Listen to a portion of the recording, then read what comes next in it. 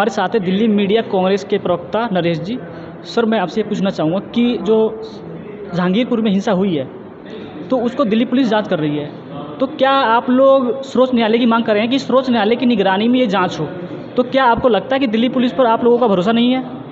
नहीं, देखिए, जब इस तरह की बातें होती हैं तो हमारे भरोसे की बात नहीं, जनता के भरोसे की बात है। और जनता का मानना ये है, सबका ये मानना है, दिल्ली वासियों का मानना है कि एक निष्पक्ष जांच होनी चाहिए और निष्पक्ष जांच हाई कोर्ट के जज के माध्यम से या सुप्रीम कोर्ट के रिटायर्ड जज के माध्यम से होनी चाहिए।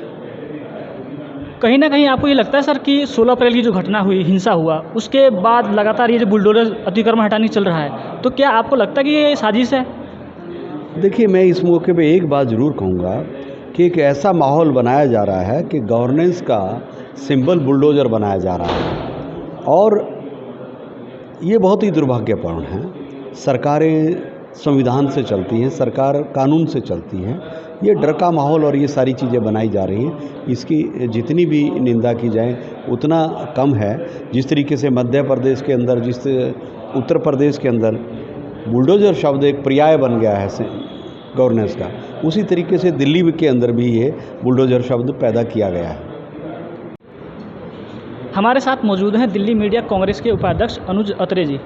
सर, मैं आपसे पूछना चाहूँगा कि जिस तरह का माहौल बनाया जा रहा है हिंदू मुसलमान का, जिस वक्त जो तनाव का माहौल चल रहा है और बाकी मुद्दों पर ध्यान नहीं दिया जा रहा है, तो किसी जिम्मेदार मानते हैं आप? देखिए, वर्तमान में जो देश में क्या हो रहा है, हिंदुओं को डराया जा रहा है कि मुसलमानों का राज आ जाएगा, आईएसआईएस का राज आ जाएगा, तालिबान का राज आ जाएगा, उनको भड़काया जा रहा है। वहीं मुसलमानों को देश की भड़काया जा रहा है कि भगवा राज आ जाएगा, हिंदुओं का राष्ट्र बन जाएगा।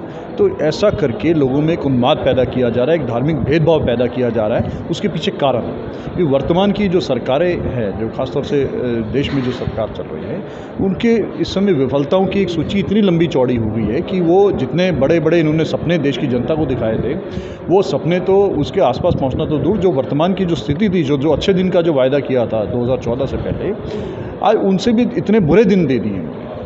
अब जनता उन्हीं सवालों के जवाब इनसे ना मांगे, जो वायदे इन्होंने किए थे उसका हिसाब किताब ना मांगे, उनसे भटकाने के लिए इस तरह से देश में उन्माद पैदा किया जा रहा है। उसके पीछे यही कारण है कि जनता आपस में झगड़ों में उलझे रहे, हिंदू मुसलमान में आपस में कहीं ना कहीं धर्म के भाव पे, मज़हब के नाम पर लड़ते भिड़ते रहें। तो जो बुनियादी मुद्दे हैं, जो महंगाई का मुद्दा है, जो नौकरी का मुद्दा है, जो बेरोज़गारी का मुद्दा है और तमाम तरह की जिस तरह से देश पे कर्जा बढ़ता जा रहा है, वो सारे मुद्दों के ऊपर जनता का ध्यान ना जाए, इनको लेकर के इस वजह से ये चीज़ें सुनियोजित तरीके से सोची समझी साजिश के तहत देश में करवाया जा रहा है।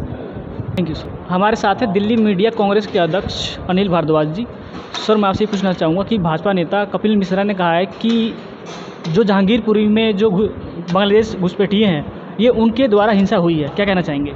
देखिए, ये तो किसके द्वारा क्या हिंसा हुई है, किसकी क्या हिंसा भूमिका है, ये जांच का विषय है और जांच एजेंसियां इस पे काम कर रही हैं। हम समझते हैं कि उनका निष्कर्ष आना चाहिए और ये तो राजनीतिक प्रतिक्रिया है कि खुद ही तय कर देना जो आप बता रहे हैं, तो ये तो उनका अपना फैसला है कि वो कैसे, किस आधार पे उन्होंने ये फैसला दे दिया है। लेकिन निश्चित तौर पे दिल्ली पुलिस और उनकी जो एजेंसियां हैं जिनको ये जांच सौंपी गई है, वो जांच कर रही हैं। उनका निष्कर्ष आने दीजिए, वही तय कर पाएंगे कौन जिम्मेदार है हिंसा के। तो जो महंगाई पे जो चल रहा है सर, ये ट्रेंडिंग चल रहा है, महंगाई बढ़ रही है और नहीं, देखिए, सब हम आप सब देख रहे हैं कि जिस तरह से कमर तोड़ महंगाई हो गई है, निश्चित तौर पे आम शहरी त्राहिमाम कर रहा है।